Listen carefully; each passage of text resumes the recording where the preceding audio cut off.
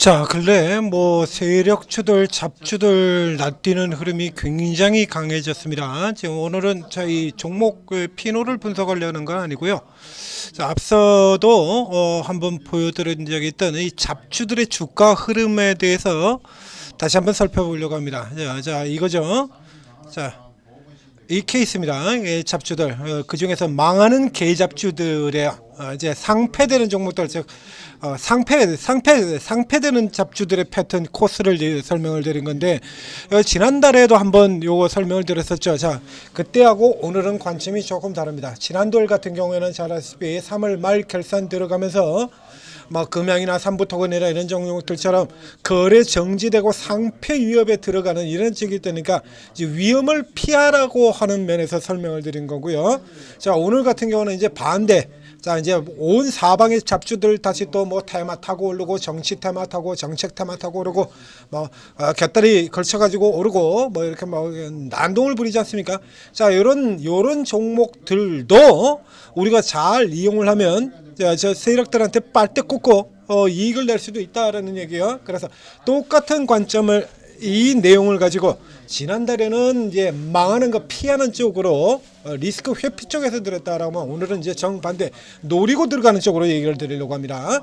자, 이게 표준 코스인데 이 글은 앞에도 설명드렸지만 이게 25년 전에 작성이 된 겁니다. 2000년도 IT 버블 꺼해지고, 그리고 회사들 줄줄이 다 처망하고 그러던 그 시절에 그때 쓰여진 거래요, 이게. 그래서 지금하고 조금 다른 구조가 있는데 기본 구조 자체는 비슷하다는 얘기입니다. 여기서 첫 번째, 우선 이 과정 거치기 전에 기존 내용을 하나 한번 봐야 되는데요. 앞서도 예를 들자 그러면 이제 오늘 지금 최근에 지금 작전주 몇 개 있지 않습니까? 제주 맥주 같은 이런 회사들. 그래서 이 작전 꾼들 들어오는 회사들 같은 경우 얘기 드렸잖아요. 자, 이 꾼들이 간단하게 얘기하면은 이 조폭들이 협박해가지고, 어쨌든 협박해가지고 회사 하나를, 가게를 하나를 강제로 뺏은 건데, 그래가지고 강제를 뺏어가지고, 그러면 그 조폭들이 그 뺏은 가게에 가서 어깨에 문신 새기고 들어가가지고, 어서 오시지 말입니다. 앉으시든가 먹든가, 알아서 쳐드시고 돈 내고 가세요. 이러고 영업할 겁니까? 아니죠. 그냥 받아가지고서요, 그냥 대충 팔아치우는 거예요. 그게 목적인 거지. 그 조폭들이 가게를 운영할 리가 없잖아요. 이 작전 세력이 똑같습니다.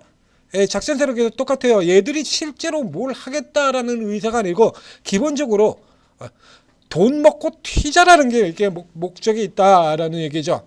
더군다나 그 이력이 예전에 다른 회사도 다 그렇게 먹고 튀어온 애들이 잊어가지고 새삼스럽게 개거천선해가지고 사업을 제대로 펼쳐보겠다고, 말도 안 되는 소리죠. 사람 고쳐 쓰는 거 아니라는 얘기 여러분들 다 잘 아시잖아요. 그래서 내용 간단하게 생각하면 된다는 얘기입니다. 이게 25년 전에도 이랬었습니다.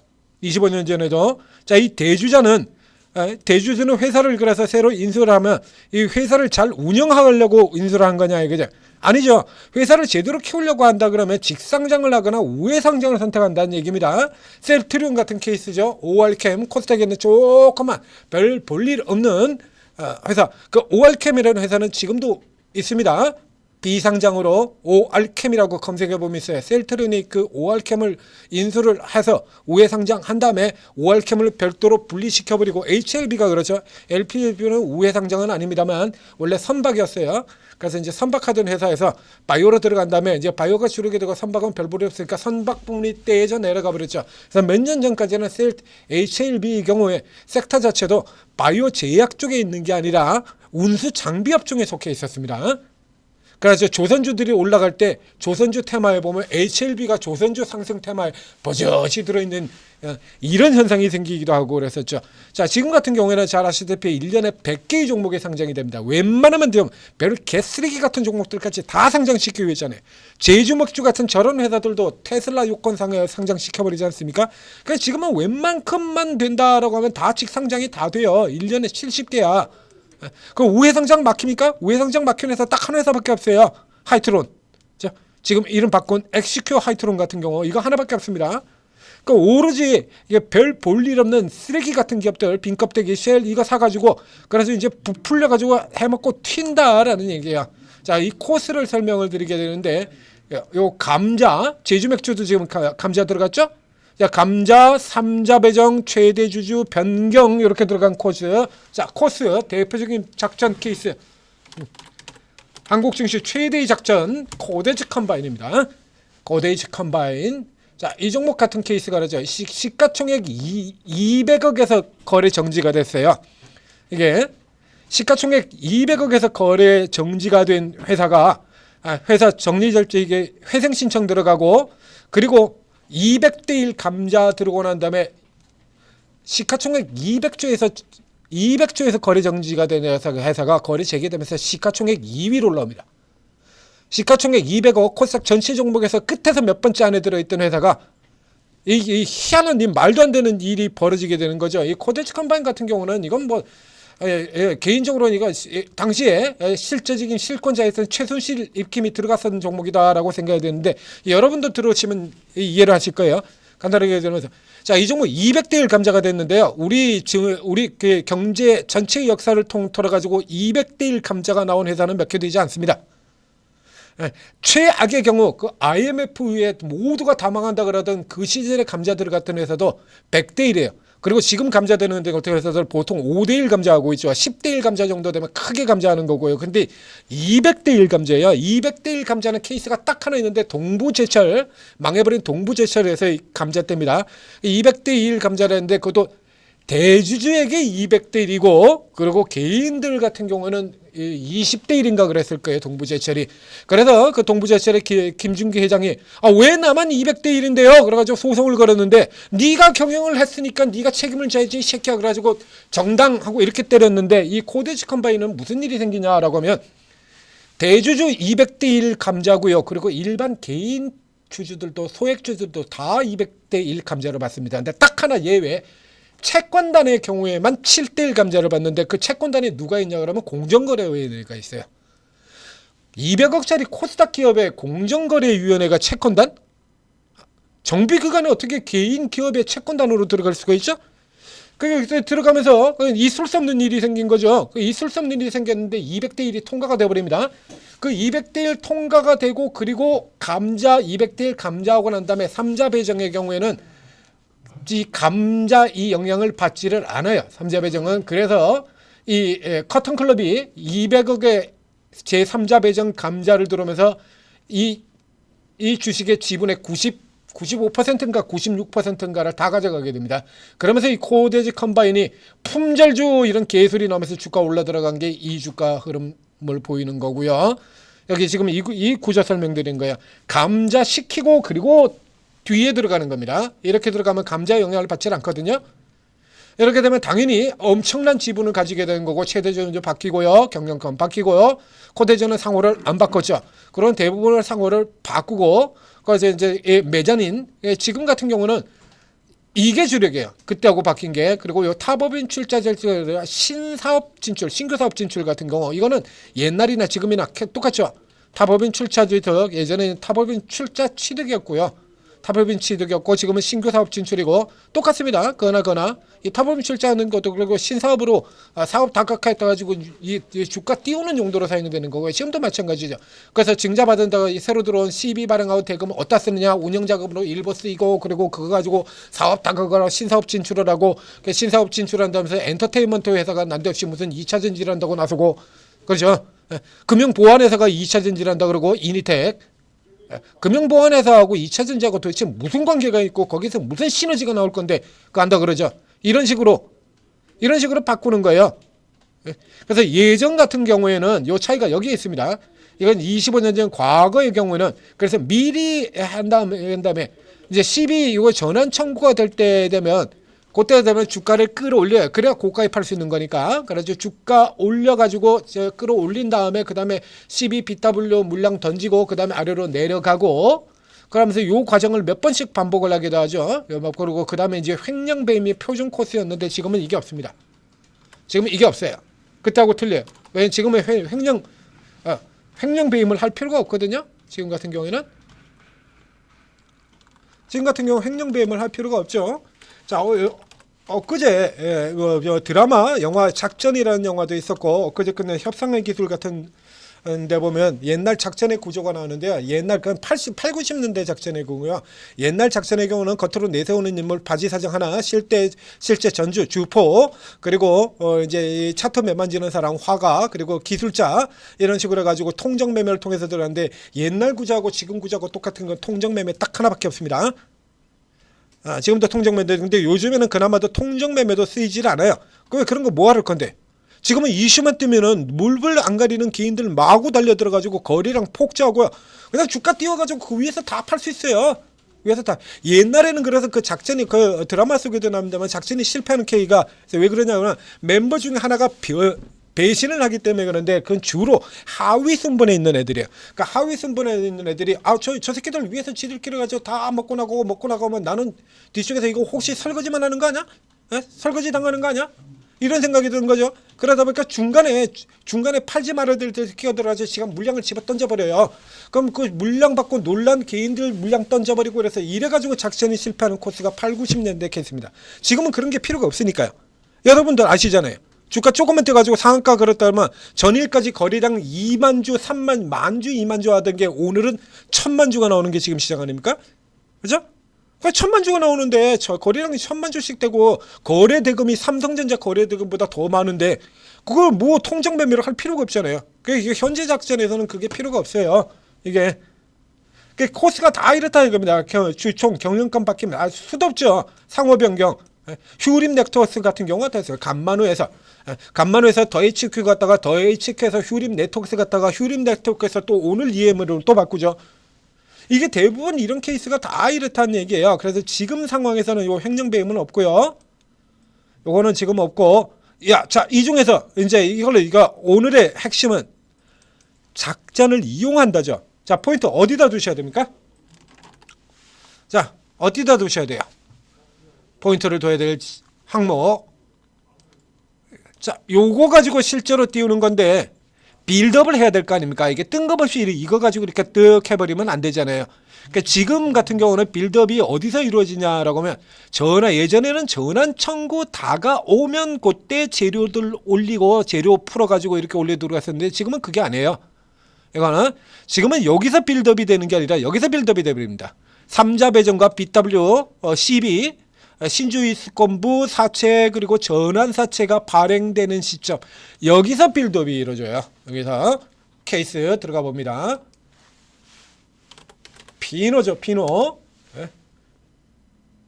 예전에 그 별 볼 일도 없는 역시 마찬가지 완전 껍데기였던 종목 지금 이 주가가 지금 아직도 이전 수준에서는 한 5배 지금 주가가 올라 들어가 있어요.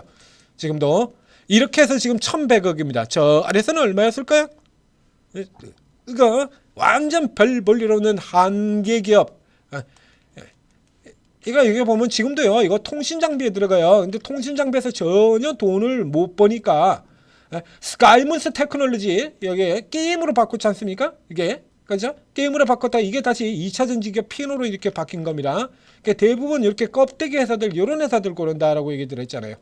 이런 거 한계 기업 망하기 직전 기업이거나 망하지는 않아도 별 볼 일 완전 별 볼 일 없는 회사 이런 거 매출 70억에 20억 적자 이런 애들 요런 애들 사다가 환골탄퇴 시키는 거예요. 얘가 올라가 들어간 게 어디서부터였었죠? 이게 이 피노가 이 급등이 나왔던 게 어디서부터 급등이 나왔습니까? 이거 자 보실까요? 피노가 어디서부터 급등이 나왔냐라고 하면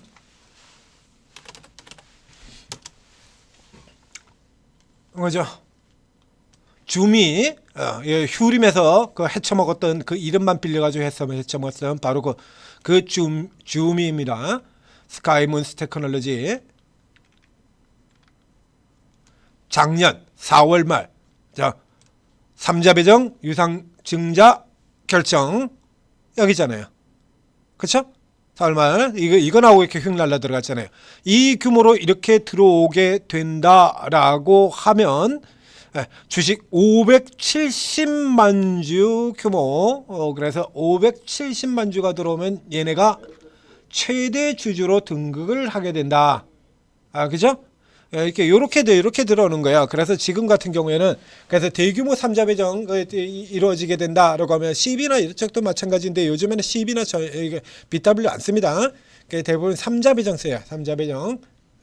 CBBW 같은 경우는 중간에 다시 전환 절차 거치고 어찌고 저찌고 해가지고 이게 내가 언제 팔지 이게 표시가 다 나오잖아요. 이렇게 표시가 다 나오기 때문에 요즘에는 CBBW도 잘 안 쓰고 거의 대부분이 저 3자 배정을 표시한다는 3자 배정을 주로 선호를 하게 되어 있습니다. 가격도 싸게 살 수 있고 CB는 뭐 그래가지고 이제 전환을 시켜야 되잖아요. 그래서 그 사이에 주가가 이렇게 올라 들어가게 되면 물론 처음 발행할 때는 좀 낮은 주가이겠습니다만 발행하는 단계 자체에서도 무한으로 깔 수 있는 건 아니니까요. 그래서 지금 같은 경우는 여기서 쓰이는 겁니다. 3자 배정 이런 케이스 요거 나오고 실제로 이제 그 다음에 이거 진행되고 나면 팔 준비를 해야 되는 거예요. 그래서 대부분이 지금 핵심은 여기하고요. 여기하고 CB하고 여기에 핵심이었습니다. 그래서 이제 어제 얘기했던 제주 맥주 같은 회사들의 경우 이거 들어올 거다. 이건 뭐 안 들어올 리가 없잖아요. 이 회사에 돈이 있는 것도 아니고 전부 적자 결손이에요. 이니텍 같은 경우에는 시가총액 900억 차이가 현금 자산이 1000억이 있습니다. 돈이라도 빼먹을 수가 있는 기업이었는데 이런 돈 빼먹을 것도 하나도 없거든요. 빼먹을 돈이 없어요. 전혀 없습니다. 그렇기 때문에 이건 이런 기업들 같은 경우는 지금 뭐라고 나오냐 그러면 지금 뭐 실익이 없다 이거야. 이게 그러니까 오로지 얘는 모멘텀이 메리트가 자 이거 보자 이거죠. 어저께 나왔던 뉴스죠. 제주맥주 상호 변경 나오죠. 한울 앤 제주 지금 이거 코스 표준대로 가고 있는 거예요. 이거 다 한울 앤 제주로 이름 바뀌고 맥주가 지금 잘라 나버렸잖아요. 그러면 이제 새로운 다른 거 사업 전문화 경목적이라서 이제 바꾸고 이제 다른 신사업 진출 나올 거고요. 신사업 나오죠. 이게 다 표준 코스로 들어가는 겁니다. 그러니까 차례차례 지금 이게 빌드업되고 있는 거예요. 이게. 그러니까 여기 같은 경우에서 이거 돈도 없고 아무것도 없는데 뭐 지풀도 없어요. 그래서 얘는 이전에 주로 작전하던 애들 이런 데한테 나왔다. 경쟁력이라고 사업 경쟁력이 없고 성장 가능성도 없고 그런 이따위 거를 갖다 테슬라 요건으로 특례 상장을 시켜줬다는 거지. 그러니까 단지 주식시장에 상장돼 있던 하나. 이게 지금 다 나오는 껍데기 기업들 같은 경우가 다 그렇잖아요. 주식시장에 상장돼 있다는 거. 그 외에는 뭐 없고. 방금 전에 보셨지 않습니까? 스카이문스 같은 경우. 요만한 거. 그래서 뭐 얼마만 주면 몇십억만 주면 그냥 인수하는 거예요. 시가총액 200억짜리 인수하는 데가 뭐 돈 얼마나 들어갈 겁니까? 상장돼 있던 거 하나 요거 메리트 하나라는 거야. 상장돼 있다는 메리트 하나 가지고 작전 세력들이 들어온다? 그럼 뭐 하려고 들어오겠습니까? 안 봐도 비디오잖아요. 이게 이런 식으로 표준 코스로 들어가는 거예요. 이름 바꾸고요. 그다음에 사업 목적 변경되고요. 바뀌고 그러고 난 다음에 이제 뭔 코스로 들어가게 되냐라면 이제 최두지 바뀌었고, 그렇죠? 자, 얘 같은 경우도 지금 제주 맥주의 경우도 자 감자 들어갔습니다. 최대주주 바뀌었고요. 경영권 바뀌었고요. 상호 바꿨고 다 들어갔죠? 지금 딱 요 코스까지 들어갔어요. 그럼 이제 남은 건 어디입니까? 요거하고 요거 두 개 남은 거잖아요. 횡령 배임 빼고 얘는 날려버리고 지금 같은 경우는 이제 이 다음에는 주가 슈팅 요게 탑업인 출자 취득 혹은 호재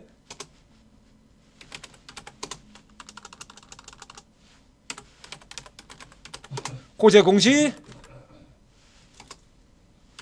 주가 슈팅 먹튀 이제 자 지금 구조는 이제 이렇게 가는 거죠. 이렇게 구조가 이렇게 들어가게 돼요. 자, 이제 상호 변경까지 다 들어갔다 이겁니다. 이제 코스 요대로잖아요. 그러니까 다음 코스 이제 요게 들어가는 요때쯤 해서 요때쯤 해가지고 이 탑업인 출차 취득 혹은 신규 사업 진출 가시화되는 흐름이 요게 여기서 들어간다는 얘기입니다. 이렇게 혹은 동시에 혹은 이렇게 동시에 이런 식으로 들어간다는 얘기예요.